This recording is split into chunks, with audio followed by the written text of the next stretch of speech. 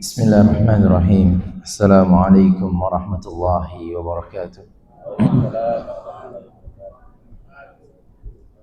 Alhamdulillahi rabbil alamin wa bihi nasta'in ala umuri dunya waddin wassalatu wassalamu ala asyrafil anbiya'i wal mursalin nabiyyina Muhammadin wa ala alihi wa sahbihi ajma'in.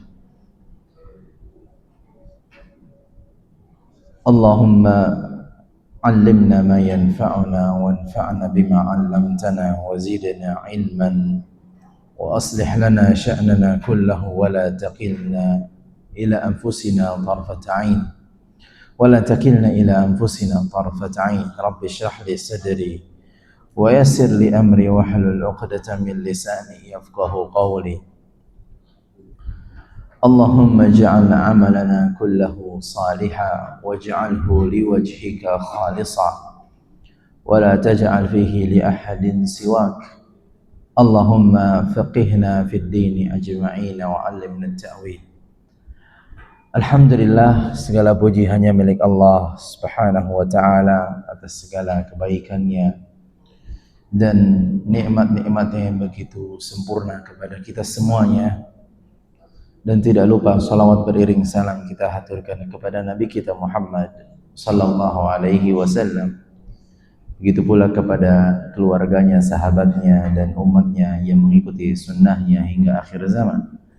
Dan semoga Allah jadikan kita dari bagian umat tersebut. Allahumma amin. Ikhwati fid din, azani Allah wa yakum jami'an. Insyaallah pada pertemuan kali ini kita akan kembali melanjutkan pembahasan kita dalam kitab Al-Wajiz karangan Syekh Abdul Azim hafizahullah ta'ala, dan kita masuk kepada pembahasan salatul jamaah, yakni salat berjamaah.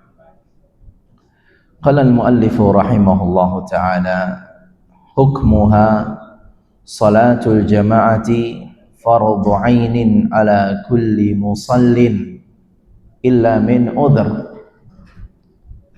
Bahwasanya salat berjamaah itu hukumnya fardu ain bagi setiap mereka yang diwajibkan atasnya salat, illa min udhrin, kecuali bagi mereka yang memiliki udhur. Jadi Syekh di sini hafizahullah berpendapat dengan pendapat bahwasanya salat berjamaah bagi laki-laki itu hukumnya fardhu ain. Dan lihat di sini bagaimana beliau detailkan akan status fardhu ain. Karena fardu ada fardu kifayah dan ada fardu ain. Adapun fardu kifayah yaitu sebuah kewajiban yang apabila sudah dijalankan oleh sebagian pihak dan itu mencukupinya, maka jatuh hukum fardunya bagi yang lainnya. Baik, fardu kifayah, ana ulangi, ini adalah sebuah kewajiban yang ditujukan kepada sebuah kaum yang apabila sudah dikerjakan oleh sebagiannya dan itu mencukupinya, maka jatuh hukumnya bagi yang lainnya, jatuh hukum fardunya kepada bagi yang lainnya. Ya. Adapun fardu ain, yakni kewajiban kepada setiap person, kepada setiap individu, yang mana ini tidak bisa diwakili, tidak bisa diwakili, tidak bisa digantikan. yakni kewajiban ini tertuju kepada setiap mereka yang wajib baginya salat, bagi kalangan laki-laki, ya, kecuali ada udzur sebagaimana beliau sampaikan. Dan inilah pendapat yang wallahu taala alam, ana lihat pendapat yang lebih kuat, bahwasanya salat berjamaah ini adalah fardhu ain bagi setiap laki-laki. Kalau seorang meyakininya demikian, maka konsekuensinya adalah ketika dirinya meninggalkan salat berjamaah, maka hukumnya dia berdosa. Hukumnya dia berdosa. Baik. Sejatinya sebenarnya hukum berkaitan dengan salat jamaah berjamaah ini ada silang pendapat, khilaf di kalangan para ulama, dan ini adalah khilaf yang bersifat mu'tabar, khilaf yang diakui, khilaf ijtihadi, ya. Masing-masing pihak berdalil dengan dalil yang disepakati. Lantas kenapa terjadi perbedaan pendapat, silang pendapat? Karena cara untuk mengambil kesimpulan dari setiap dalilnya, mengambil hukum dari dalilnya itu yang berbeda-beda. Dalilnya sama, boleh jadi dalilnya sama, tetapi cara menyimpulkan, cara mengambil hasil, cara mengolah sehingga menjadi hukum yang jadi, ini berbeda-beda, ya.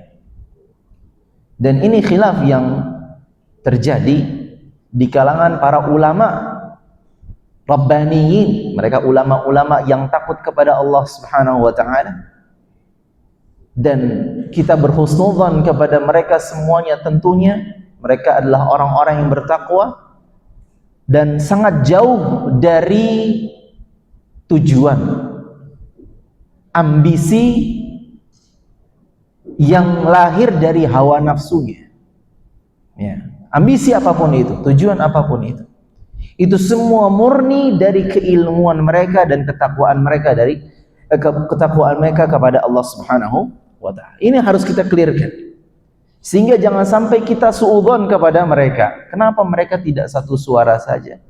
Kenapa mereka tidak sepakat dalam satu pendapat? Wah, jangan-jangan enggak, ini harus disterilkan terlebih dahulu, bahwasanya khilaf ini datang dari sosok-sosok yang ibadahnya luar biasa, ilmunya, keberkahan ilmunya luar biasa, kebermanfaatannya sangat luas, sehingga ini menutup celah bagi kita untuk suudzon kepada mereka. Ada yang berpendapat di kalangan mereka di antaranya madhab, ya, Syafi'i, ya, madhab Syafi'i, bahwasanya dia adalah bersifat sunnah muakkadah, ya. Dan begitu pula bagi sebagian madhab Syafi'i, bahkan ini adalah perkataan yang mu'tamad, ya, menjadi sandaran mereka, yakni adalah bersifat fardu kifayah. Begitu pula Malikiyah berpendapat bahwasanya itu sunnah muakkadah, ya, dan yang lainnya. Adapun madhab Hambali, dia berpendapat bahwa itu bersifat fardhu ain, ya. Ala kulli hal ikhwati fid din, azani Allah wa iyyakum jami'an. Ini adalah yang terjadi, realita yang terjadi khilaf di kalangan para ulama. Dan tidak sepatutnya kita berdalil dengan khilaf. Berdalil dengan khilaf kemudian menyikapinya layaknya restoran prasmanan yang kita pilih sesuka hati kita. Itu bukan sikap yang bijak dalam menyikapi khilaf.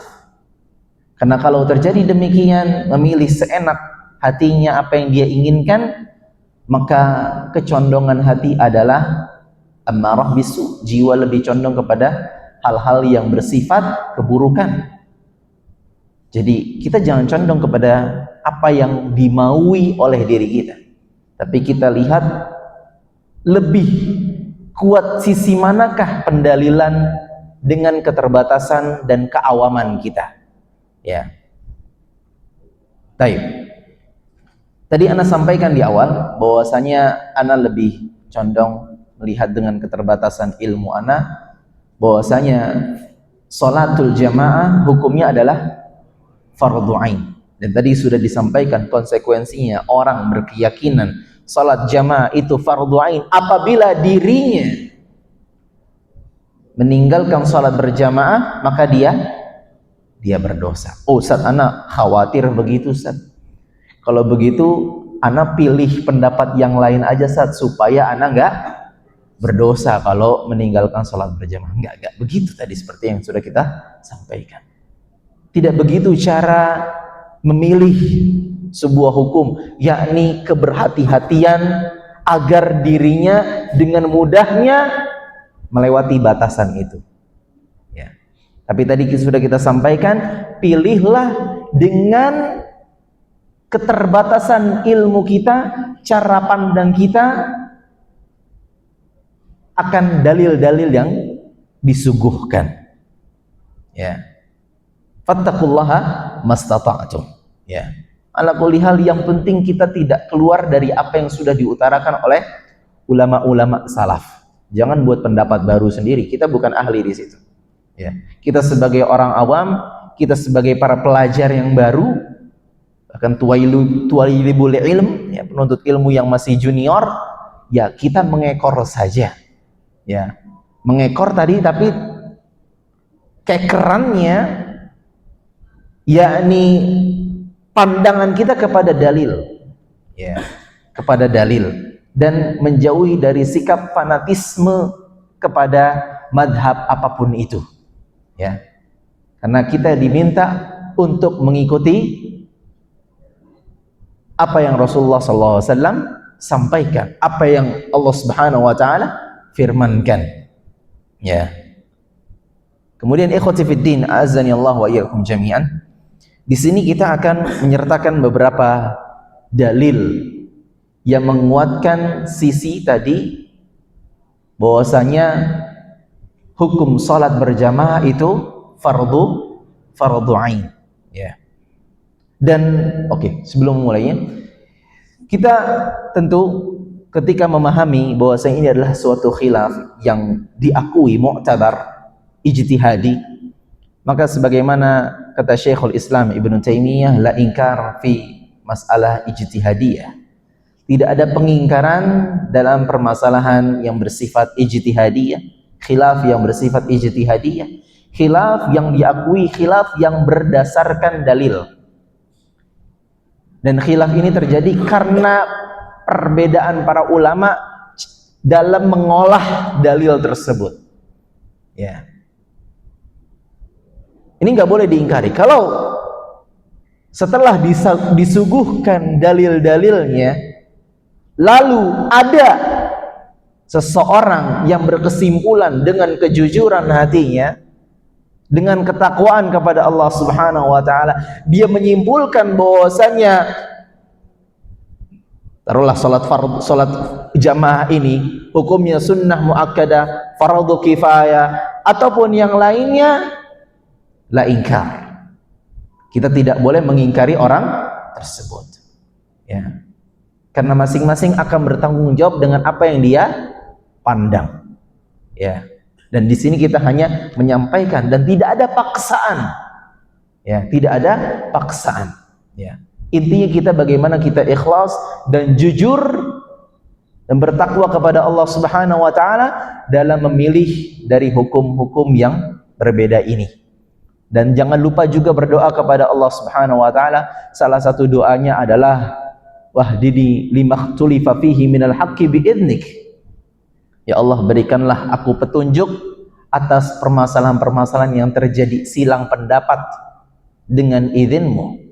Tunjukkanlah kepada pendapat yang benar. Jadi jangan seseorang kepedean dengan dirinya, ya, dia sudah senior, ya, di dunia pengajian, ataupun dia sudah orang yang sudah mengkaji kitab-kitab ahli ilmu dan bersandar dengan akalnya, kecerdasannya, pengalamannya. Nah, ini adalah sebuah kekeliruan yang sangat fatal, yang justru waliyadzubillah akan menggelincirkannya, ya, akan menggelincirkannya, ya. Jadi ikhwati fiddin azanillahu wa iyyakum, tidak ada pengingkaran dalam masalah ijtihad. Ada yang memandang demikian, ada yang memandang ini, kan, maka dipersilahkan. Adapun di sini ana akan membacakan sebagian dalil-dalil yang menguatkan bahwasanya salatul jamaah bersifat fardhu ain. Di antaranya dalil yang seringkali disertakan, ya, hadis yang antum juga sering mendengarnya. Nabi sallallahu alaihi wasallam bersabda, "Walladzi nafsi biyadihi laqad hamamtu an amura bihatab fayahtuba thumma amura bis salah fayu'adzin laha thumma amuru rajulan fayumman nas thumma ukhalifu ila rijalin fauharriku alaihim buyutahum." Jadi kata Nabi sallallahu alaihi wasallam, demi jiwaku yang berada di tangannya, sungguh aku ingin sekali memerintahkan seseorang untuk mengambil kayu bakar. Kemudian aku memerintahkan ada orang yang menggantikanku, dia adzan, kemudian dia mengimami manusia, kaum muslimin. Dan aku akan mendatangi rumah-rumah orang-orang yang tidak ikut salat berjamaah, fa uharrik alaihim buyutahum, maka aku akan bakar rumah-rumah mereka. Dalam riwayat yang lain, kalau bukan karena ada wanita-wanita dan anak-anak kecil, maka sungguh aku akan bakar rumah-rumah mereka. Jadi ini adalah perkataan Nabi sallallahu alaihi wasallam, ancaman yang sangat keras, bahwasanya orang-orang yang meninggalkan salat berjamaah, Nabi sallallahu alaihi wasallam berkeinginan betul untuk membakar-bakar rumah mereka, ya. Tetapi itu dilakukan apa tidak? Tidak dilakukan. Kenapa? Dalam riwayat yang lain, kalau bukan karena ada wanita-wanita dan anak-anak kecil. Jadi di sini menunjukkan bahwasanya kesungguhan Nabi sallallahu alaihi wasallam akan urgensinya salat berjamaah. Bahkan ini ancaman yang sangat dahsyat, yakni membakar rumah-rumah mereka, ya. Tapi ini tidak bisa difahami dan diamini secara letterlek. Oh, berarti ya udah orang yang meninggalkan salat berjamaah berarti rumahnya dibakar. Jangan seperti itu, ya. Ini bahaya nih. Ya. Enggak, ya, kebakaran. Khawatir kebakarannya banyak, ya, karena banyak meninggalkan demikian. Tapi ini adalah potret Nabi Shallallahu Alaihi Wasallam akan semangatnya beliau, ya, dan beliau sangat bersungguh-sungguh dan sangat serius akan perkara sholat berjamaah, ya. Dan ini adalah dalil yang sangat kuat menunjukkan bahwa sholat berjamaah itu bersifat fardhu ain, yakni kewajiban bagi setiap individu. Ada pendapat yang lain, ya, yang menggunakan tadi Anda sebagai disampaikan, yakni dari satu hadis para ulama bisa silang pendapat dalam memahami hadis tersebut. Ya. Kalau hadis ini kita pahami tadi apa? Menunjukkan akan fardhu ainnya salat berjamaah. Ada ulama yang lain, ya, Anda lupa, pernah dijelaskan ya ini ketika di kuliah, bahwasanya di sini justru menunjukkan bahwasanya salat berjamaah ini tidak diwajibkan. Bagaimana sisi pendalilannya? Nabi sallallahu alaihi wasallam berkeinginan untuk membakar rumah-rumah mereka. Kalau berkeinginan untuk membakar rumah-rumah mereka, berarti Nabi SAW salat berjamaah apa tidak? Salat berjamaah apa tidak? Tidak salat jamaah. Justru dalam hadis yang tadi kita sebutkan, Nabi SAW berkeinginan untuk memerintahkan ada seorang yang menggantikannya menjadi imam. Ya. Jadi ini pendalilan ini cukup unik menurut ana, ya. Sehingga dia berkesimpulan bahwasanya salat berjamaah itu tidak diwajibkan. Maka ini sisi pendalilan ini bisa dibantah, ya, bisa dibantah, ya. Nabi Shallallahu Alaihi Wasallam, Jadi ulama ini ya berpendapat bahwasanya sisi pendalilannya adalah Nabi Shallallahu Alaihi Wasallam berkeinginan untuk meninggalkan sholat berjamaah untuk membakar rumah mereka. Ya, dan ini menunjukkan bahwasanya ini tidak diwajibkan untuk sholat berjamaah bagi setiap individu. Nyatanya Nabi SAW berkeinginan untuk meninggalkan hal tersebut.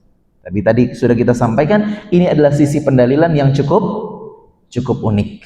Ya, dan ini dibantah oleh sebagian para ulama. Nabi SAW pun juga pernah berkeinginan untuk memerintahkan sesuatu, tapi poinnya adalah untuk menunjukkan urgensi hal tersebut.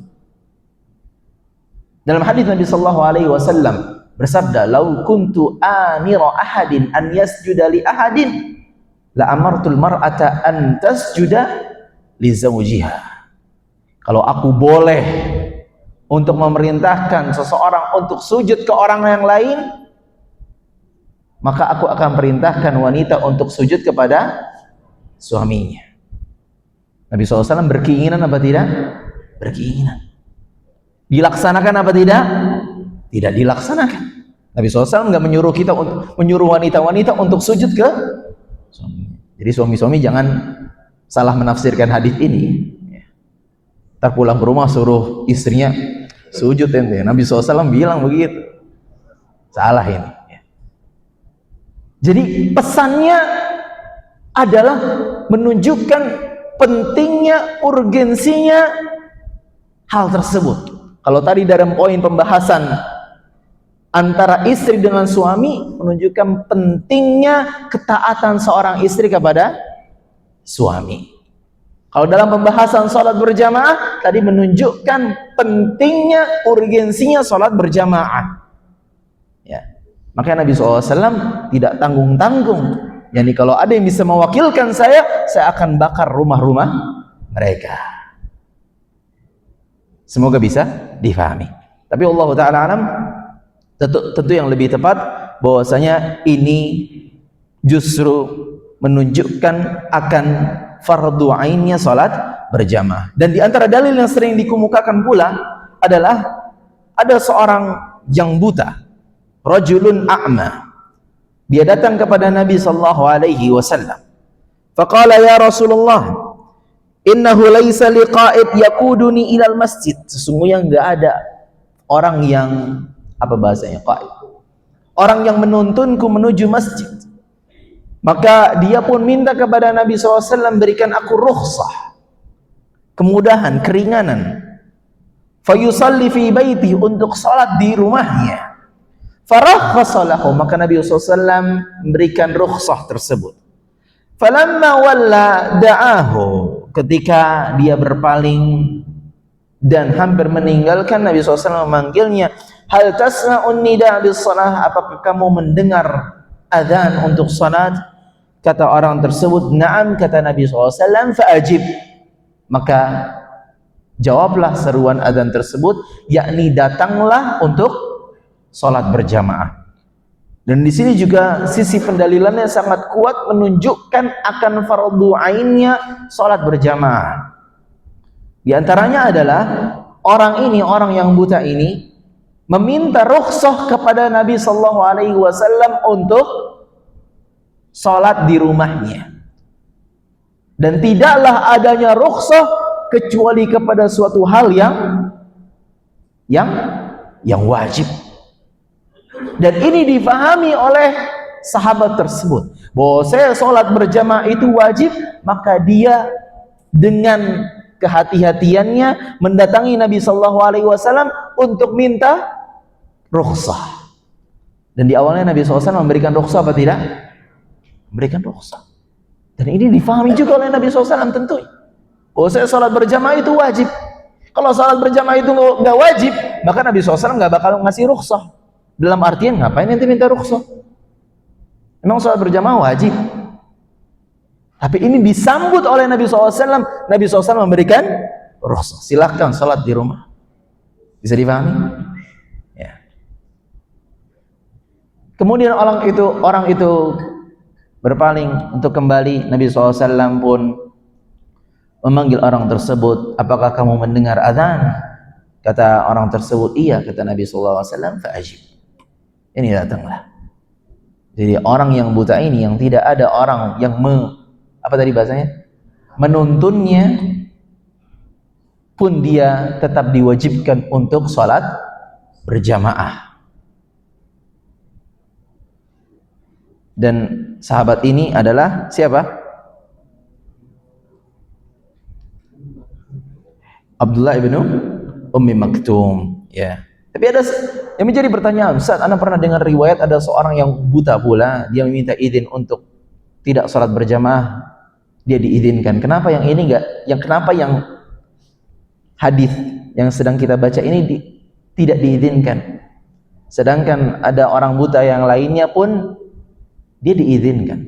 Sebagian para ulama membahas bahwasanya orang buta yang di hadis ini, yakni Abdullah bin Ummi Maktum al-A'ma, ini dia tidak ada satupun yang menemaninya, menuntunnya. Dan luar biasa kalau kita rincikan lagi riwayat yang panjang, jaraknya antara rumahnya dengan Masjid Nabawi itu cukup jauh, ya. Dia di arah Kuba, ya. Kalau Kuba itu 3 sampai 4 kilo. Jadi rumahnya di daerah sana. Taruhlah 2 kilo atau 3 kilo dari Masjid Nabawi ke arah kiblat sana. Ya. Dan jalanan yang gelap, dan disebutkan bahwasanya banyak hewan buasnya kalau di malam hari. Tapi kenapa di sini dia tidak mendapatkan rukhsah? Maka sebagian para ulama mengatakan bahwasanya karena dia masih mendengar adzan. Karena dia masih mendengar adzan dan mampu bagi dirinya untuk berjalan meskipun tidak ada yang menuntunnya. Berbeda dengan al-a'ma yang dalam hadis yang lain, yang dia mendapat rukhsah oleh Nabi sallallahu alaihi wasallam dikarenakan dia tidak mampu untuk menjawab, atau dia tidak mampu untuk berjalan menuju masjid karena rumahnya yang sangat jauh dan rumahnya tidak terdengar darinya adzan dari Masjid Nabawi. Ya. Baik. Selanjutnya dari Abdullah bin Mas'ud, ya. Ia berkata, "Man sarrahu an yalqallahu ghadan musliman." Siapa yang senang, siapa yang mau bertemu dengan Allah Subhanahu wa taala esok, yang nanti di hari kiamat dalam beragama muslim, falyuhafidh ala haula'is salawat haitsu yunada bihin, maka hendaknya dia komit menjaga salat-salat 5 waktu dari tempat yang dia dengar, di tempat yang dia dengar adzan darinya, ya. Fa inna Allah syara'a li nabiyikum sunanal huda. Sesungguhnya Allah telah mensyariatkan bagi nabi kalian sunan al-huda, sunnah-sunnah petunjuk. Wa innahunna min sunanil huda, dan menjaga salat 5 waktu di masjid yang kita dengar darinya adzan itu termasuk sunanul huda. Walau annakum shallaitum fi buyutikum kama yusalli hadzal mutakhallifu fi baitihi la taraktum sunnatan nabiyyikum. Kalau kalian salat di rumah kalian sendiri, meninggalkan salat berjamaah, maka sungguh kalian telah meninggalkan sunnah Nabi kalian. Dan sunnah bukan mesti bermakna kalau dikerjakan mendapatkan pahala, kalau ditinggalkan tidak berdosa. Tetapi makna sunnah di sini adalah agama, cara beragama Nabi kalian. Ya, sunnah nabiyikum. Walau taraktum sunnatan nabiyikum la dalaltum. Kalau kalian meninggalkan agama Nabi kalian, cara beragamanya Nabi kalian, maka kalian akan tersesat. Wa ma min rajulin yatatahharu fayuhsinu at-tuhur thumma ya'midu ila masjidin min hadhihi al-masajid illa kataballahu lahu bi kulli khatwatin yakhtuha hasanah wa yarfa'uhu biha darajah wa yuhattu anhu biha sayyi'ah. Dan tidaklah salah seorang dari kalian dia bersuci kemudian memperbagus wudu'nya, kemudian datang ke menuju masjid dari salah satu masjid-masjid Allah Subhanahu wa taala, kecuali Allah akan menetapkan baginya di setiap langkahnya kebaikan dan diangkat darinya derajatnya dan dihapuskan darinya dosa-dosanya. Kemudian lihat di sini perkataan Abdullah bin Mas'ud, walaqad ra'aituna wama yatakhallafu anha illa munafiq ma'lumun nifaq. Dan sungguh kami telah memperhatikan orang-orang di sekeliling kami, dan tidak ada satupun mereka yang meninggalkan salat berjamaah kecuali memang sudah diketahui kemunafikannya. Sudah diketahui kemunafikannya. Munafik itu apa? Orang-orang yang menunjukkan kebaikan dirinya, menunjukkan agamanya, identitasnya muslim, tetapi dalam dirinya apa? Lawannya muslim apa? Kekufuran. Ya. Tapi perhatikan, nas di sini berbicara tentang apa yang didapati oleh Abdullah bin Mas'ud di sekeliling mereka di zaman mana? Di zaman Nabi sallallahu alaihi wasallam. Ya, di zaman Nabi sallallahu alaihi wasallam. Kalau diperhatikan di zaman Nabi sallallahu alaihi wasallam, mereka yang tidak salat berjamaah itu memang sudah diketahui kemunafikannya. Itu sudah diketahui kemunafikannya. Tetapi ikhwati fiddin, di zaman kita tidak bisa lantas terburu-buru menjudge, kemudian menstempel ya, atau apa bahasanya, memvonis sebagian saudara-saudara kita yang kita tahu dia muslim, dia ahlul qiblah, dia mengucapkan syahadat la ilaha illallah Muhammadur Rasulullah, kemudian suatu ketika kita tidak melihatnya di masjid ya, dan ketika keluar kita melihatnya dia di terasnya, kemudian kita langsung memvonis dia sebagai munafik. Nggak boleh seperti itu ya, tidak seperti itu kita diajarkan ya. Tapi maksudnya ya, hendaknya kita berhati-hati, karena salah satu ciri-ciri dan karakter orang-orang munafik di zaman Nabi sallallahu alaihi wasallam adalah mereka yang meninggalkan salat berjamaah. Wa idza qamu ila sholati qamu kusala. Malas-malasan mereka. Yura'una an-nas wa la yadhkuruna Allah illa qalila. Dan kalaupun mereka yura'una an-nas, kalaupun mereka melaksanakan salat, yura'un. Apa maksud yura'un? Riya. Riya itu kalau ada orang atau enggak ada orang? Ada orang. Menunjukkan orang munafik pun juga dia bisa salat berjamaah, tapi kalaupun dia salat berjamaah ngapain? Riya. Nasallallahu salamul afiyah, semoga Allah berikan keikhlasan pada diri kita. Ya. Jadi ikhwati fiddin azanillahu ikum jami'an. Jadi karakter atau ciri dari orang-orang munafik di zaman Nabi sallallahu alaihi wasallam adalah mereka yang memiliki kebiasaan meninggalkan salat berjamaah. Ya, demikianlah orang-orang munafik, orang-orang yang punya penyakit dalam dirinya, maka mereka ada perasaan tidak enak, tidak nyaman untuk berkumpul dengan orang-orang yang beriman. Ya, tidak enak, tidak nyaman. Ya, kalaupun kumpul tadi, ya, sekedar ingin mencari validasi, mencari pujian, mencari sanjungan. Walaqad kana ar-rajulu yu'ta bihi yuhada baina ar-rajulaini hatta yuqama bis-shaff. Adapun orang orang-orang di zaman kami, para sahabat, ya, mereka kendati pun mereka sedang sakit, ya, dan merasa dirinya mampu untuk datang berjamaah sholat di masjid, maka dia akan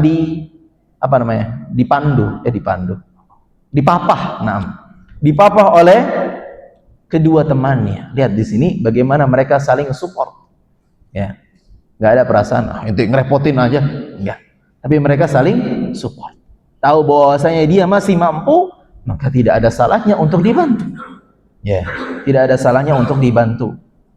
Hatta yuqama fi shaf, sampai dia diberdirikan, disampaikan di shaf, ya. Jadi di sini ikhwati fiddin, ini adalah perkataan Abdullah bin Mas'ud yang penting sekali untuk kita renungi bersama-sama.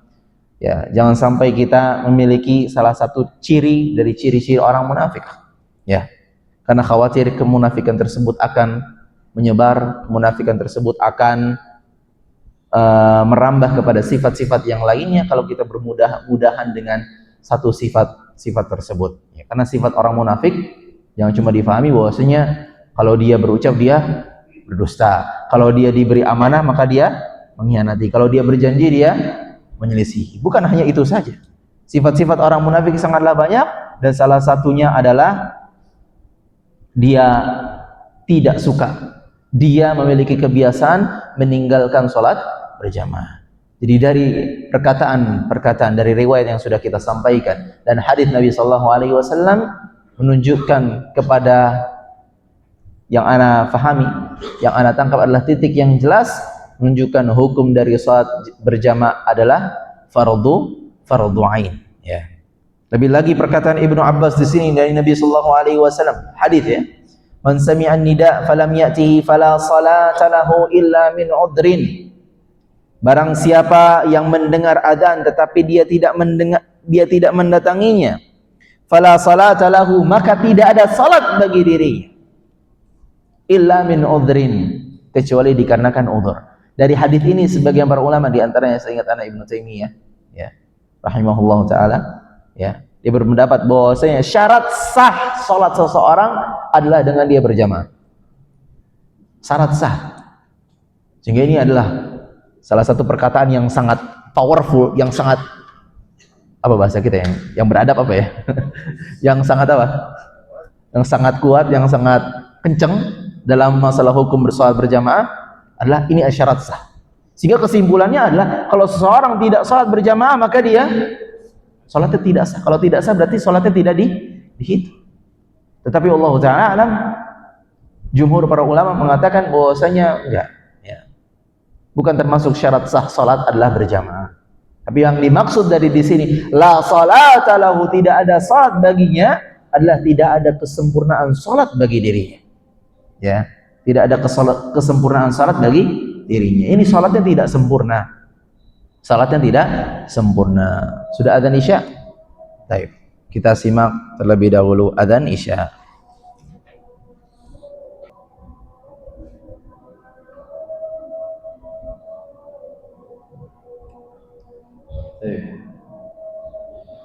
Alhamdulillahirabbil alamin wa bihi nasta'in ala umuri dunya wad din, wassalatu wassalamu ala asyrafil anbiya'i wal mursalin nabiyina Muhammadin wa ala alihi wa sahbihi ajma'in. Baik, ikhwah, ada pertanyaan? Ada pertanyaankah dari ikhwah di sini? Ada satu. Kemudian siapa lagi? Ada lagi? Oh, 2, 3. Baik, berarti kita cukupkan pembahasan kita. Kita buka sesi tanya jawab. Tapi sebelumnya di sini ada yang bertanya melalui kertas. Assalamualaikum. Waalaikumsalam. Mau bertanya, bolehkah merutinkan salat sunnah rawatib qabla asar 2 rakaat? Waalaikumsalam warahmatullahi wabarakatuh. Ya, yang disampaikan oleh Nabi sallallahu alaihi wasallam, salat sunnah rawatib itu ada 10, dan dalam riwayat ada 12, ya. Ada yang masih ingat apa saja? 2 rakaat sebelum fajar, kemudian 4 rakaat sebelum zuhur, 6, kemudian 2 rakaat setelah zuhur, setelah itu maghrib dan isya 2 rakaat, ini 12. Adapun yang berpendapat 10 adalah dengan mengurangi 2 rakaat sebelum zuhur. Jadi 2 rakaat sebelum dan sesudah. Ya. Ini adalah salah satu pendapatnya. Adapun qabla al-asr 2 rakaat, sebelum asar 2 rakaat, maka dia bukan salat sunnah rawatib. Salat sunnah rawatib adalah salat sunnah yang dirutinkan, yang dia memiliki kaitan dengan salat tertentu. Ya, ini salat-salat wajib. Dan bukan diantaranya adalah 2 rakaat sebelum asar. Ya. Adapun 2 rakaat sebelum asar, ya, dia salah satu salat sunnah juga. Berdasarkan keumuman hadis Nabi sallallahu alaihi wasallam, bainal adzanaini salatun. Di antara 2 adzan itu ada salat, ya. Di sebelum asar boleh kita salat 2 rakaat. Sebelum maghrib boleh kita salat 2 rakaat. Sebelum isya boleh kita salat 2 rakaat. Ini setelah adzan, ya, menunggu iqamah. Ya, dan ini adalah salat sunnah, ya. Dan ketika berbicara tentang qabliyah maghrib, Nabi SAW liman sya, bagi siapa saja yang menginginkannya, ya. Siapa yang mau maka silahkan dia salat qabliyah maghrib, ya. Tapi kita harus bedakan antara salat sunnah rawatib dengan salat sunnah-sunnah yang lainnya. Kalau salat sunnah rawatib adalah yang harus kita benar-benar jaga karena pahalanya luar biasa dan dia memiliki keutamaan khusus. Bagaimana Allah akan membangunkan baginya rumah di surga, istana di surga. Dan berbicara tentang salat asar juga datang sebuah riwayat, ya, yang Allah taala alam dia adalah riwayat yang valid. Rahimallahu ra'an shalla qabla al-'asri arba'an. Semoga Allah merahmati seorang yang dia salat sebelum asar 4 rakaat. Meskipun sebagian para ulama ada yang mengatakan hadisnya tidak valid, tetapi Allah taala alam dengan keterbatasan ilmu ana yang kami dapati bahwasanya hadis tersebut dihukumi valid. Maka silakan diamalkan, ya. 4 rakaat sebelum asar. Apakah dibolehkan ketika berdoa setelah salat wajib atau sunnah lalu mengusap wajah? Ini juga termasuk pembahasan, ya, khilaf kalangan para ulama, khilaf yang mu'tabar. Karena ada dalilnya, sebagian menguatkan dalilnya, sebagian ada yang melemahkan, yang mengatakan bahwasanya tambahan wa masaha wajahahu adalah suatu perkataan yang tidak benar, ya. Intinya panjang dalam pembahasan hadis. Dan adapun ana berpendapat bahwasanya itu tidak disunnahkan. Itu tidak disunnahkan. Tapi kalau ada yang dia mengusap wajah maka tidak diingkari sebagaimana sudah kita sampaikan tentang la ingkar fi masalah ijtihadi. Apakah boleh merutinkan salat tahajud 2 rakaat setelah salat isya? Salat tahajud enggak masalah. Ya, ini salat malam karena setelah salat isya itulah waktu salat malam. Kalau dia mau salat 2 rakaat atau bahkan pun dia mau witir, maka itu pun tidak masalah, ya. Dan terkadang itu menjadi afdal bagi sebagian orang yang dia tidak pede akan dirinya bangun di tengah malam. Kalau bangun biasanya adzan subuh, maka justru itu lebih afdal baginya untuk salat malam diawali sebelum tidur, ya. Mereka yang memiliki udzur yang bagaimana? Maksudnya apa? Ini udzur meninggalkan salat berjamaah, ada udzur-udzur yang insyaallah akan kita bahas. Di antaranya dia sakit, ya, dia nggak bisa salat berjamaah, atau hujan yang lebat, ya, hujan lebat atau rasa takut yang menyeliputi dirinya, ya. Ataupun banyak yang pembahasan nanti insyaallah akan kita bahas. Wa jazakumullah khair. Baik, silakan. Ketika kita di suatu wilayah tapi tidak pernah merasakan apa, contohnya kita di kita ada. Nah. Baik. Sekarang seseorang apabila dia tidak mendengar azan, ya, dan dia tidak tahu ada masjid di mana di situ. Nah, dan alhamdulillah salah satu kemudahan dari Allah Subhanahu wa taala perkembangan zaman yang sekarang kita dapati, kita tahu waktu-waktu azan bukan lagi melihat ke atas, ya. Kalau dahulu kenapa dibutuhkannya yakni ada pengingat di antara mereka? Karena tidak semuanya mengetahui kapan masuknya waktu azan, sehingga butuh ada remindernya, ya. Tapi dengan kemajuan teknologi sekarang bukan berarti menggugurkan syariat azan, tetap seseorang tetap azan. Azan ini adalah syiar kaum muslimin. syiar kita semuanya, ya. Tapi kalau seseorang dia tidak mendengar adzan tapi dia tahu ada pengingat di HP-nya bahwa ini sudah masuk waktu maghrib kah, atau waktu isya kah, maka di sini tugas dia untuk mencari masjid tersebut, mencari adzan tersebut, ya. Jadi dia sholat di situ. Jadi bukan berarti gugur karena dia nggak dengar adzan. Tetap dia wajib untuk sholat berjamaah. Ya. Wallahu taala alam bishawab. Ada lagi? Tadi Bapak atau siapa? Oh, taib. Afwan, tafadhal. Terkait dengan uzur yang diberikan Rasulullah yang dibatalkan oleh Rasulullah kepada Rasulullah. Nah, bagaimana kemudian kondisinya itu terjadi bagi saudara kita yang bermukim di negara-negara kaum kafir, yang mana jangankan mendengarkan azan, mungkin sholat berjamaah pun sangat susah untuk ditemukan. Kemudian uzur itu bisa berlaku untuk mereka selain untuk sholat wajib, mungkin juga dengan sholat Jumatnya. Apakah sholat Jumatnya bisa dijadikan sholat dulu saja? Nah, barakallahu fiik. Ya, berbicara tentang sebagian kaum muslimin yang dia tinggal di negara-negara yang tidak ideal, negara-negara non muslim, ya kita berempati kepada mereka semuanya, ya.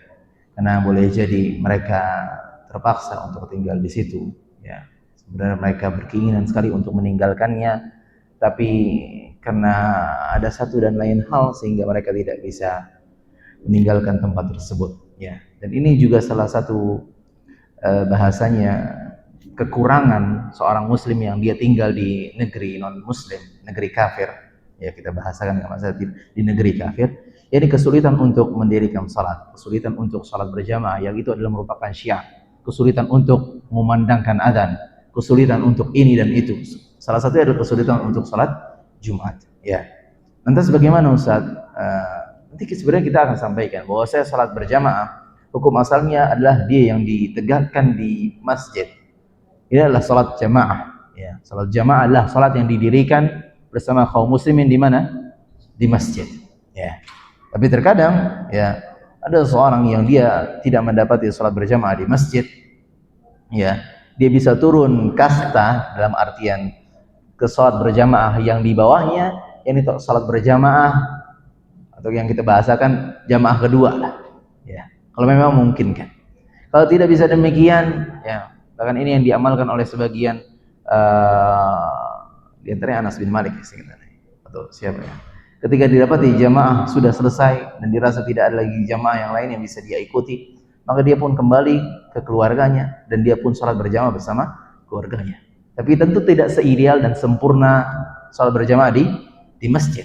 Jadi pintu untuk sholat berjamaah sangatlah terbuka luas. Kalau seseorang dia tidak bisa sholat berjamaah di masjid, ya, dalam artian ini yang harus menjadi fokus utamanya. Lebih lagi tadi pertanyaannya adalah berkaitan dengan orang yang muslim yang tinggal di negeri kafir, dia nggak bisa sholat berjamaah di masjid. Karena apa? Karena nggak ada, ya.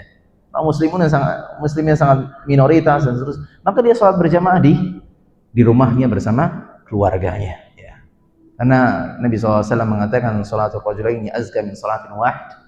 Kama qala, salatnya seorang, yakni dia berdua, itu lebih suci, lebih utama dibandingkan dia sholat sendirian, ya. Jadi diusahakan jangan dia sholat sendirian, ya. Kalau memang kondisi demikian, cari minimal satu orang. Karena kadar paling minimal dari sholat berjamaah adalah 2. Begitu pula berbicara tentang sholat berjumat, ya, dia tidak gugur begitu saja. Harus ada upaya dia mencari paling tidak partnernya, ya. Karena para ulama bersilang pendapat tentang paling minimnya sholat Jumat. Ada yang mengatakan sekian, ada yang mengatakan sekian. Tapi pendapat yang lebih kuat adalah sholat Jumat paling minimalnya adalah 2 orang. Ini antara imam dengan makmum. Ya, imamnya nanti yang dia khutbah, tetap ada khutbah. Ya, Ustaz, khutbah apa, Ustaz? Ya pokoknya khutbah. Ya, perhatikan rukun-rukun khutbahnya. Berarti mau tidak mau, dikarenakan keterbatasannya tinggal di negeri kafir, dia harus bisa khutbah. Berarti gantian aja, rolling aja tuh sama temannya. Hari ini anak, pekan depan ente. Ya. Khutbahnya tentang apa? Pokoknya sampaikan rukun-rukun khutbah. Memuji Allah Subhanahu wa taala, bersalawat kepada Nabi SAW, sampaikan pesan untuk bertakwa kepada Allah Subhanahu wa taala. Di antara rukunnya sebagian ulama mengatakan mendoakan kaum muslimin. Ya, itu, ya. Dan khutbah mudah atau sulit? Oh sulit. Kalau lihat teks insya Allah mudah ya. Udah berarti kan teksnya template begitu aja ya. Udah nggak ada berubah-berubahnya. Ya. Yang penting sekedar menggugurkan kewajiban. Ya tetap harus ada salat berjamaah. Tapi kalaupun benar-benar dia sendirian nggak ada, dia sebatang kara di situ. Ya udah. Fattaqullaha mastata'tum. Maka dia ganti dengan salat zuhur. Semoga bisa difahami. Maka di sini juga salah satu hikmah yang sangat kita pahami bagaimana syariat menyeru motivasi orang-orang untuk keluar dari negeri-negeri kafir kan kesulitan untuk menegakkan syiar-syiar Islam. Ya. Dan ini adalah tujuan kita untuk beribadah kepada Allah Subhanahu. Kalau ada suatu tempat ternyata justru mempersulit, maka di sini syariat hijrah itu diwajibkan. Allah taala a'lam bishawab. Baik, tafadhal.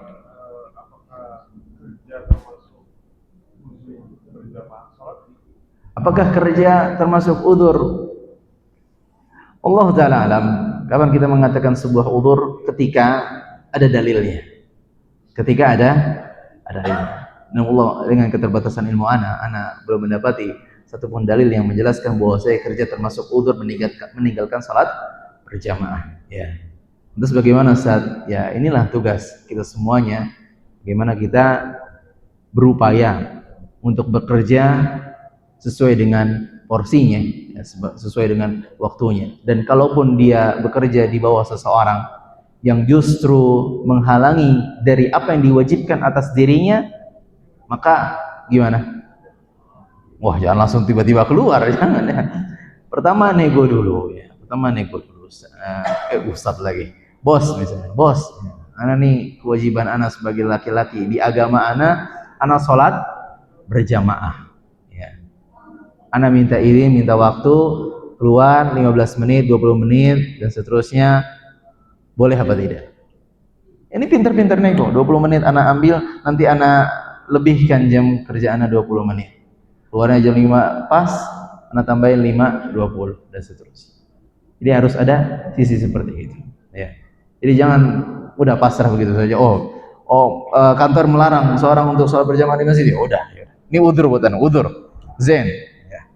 Ini keliru ya. Harus ada upaya, harus ada kegigihannya dalam berupaya menunaikan kewajiban.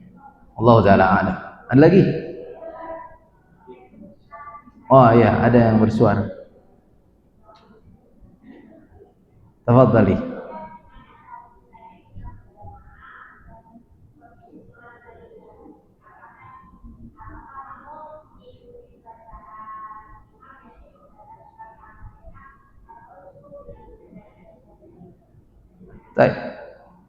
Taib ya.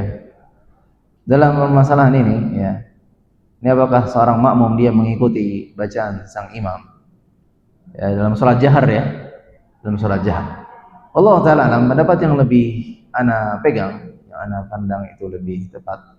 Maksudnya seorang makmum cukup mendengarkan bacaan sang imam. Allah Subhanahu wa taala berfirman, "Wa idza quri'al Qur'anu fastami'u lahu wa ansitu la'allakum turhamun." Apabila dibacakan di tengah-tengah kalian, maka fastami'u lahu, maka istima'lah. Istima' itu bukan sekedar sama. Kalau sama sekedar lewat ya.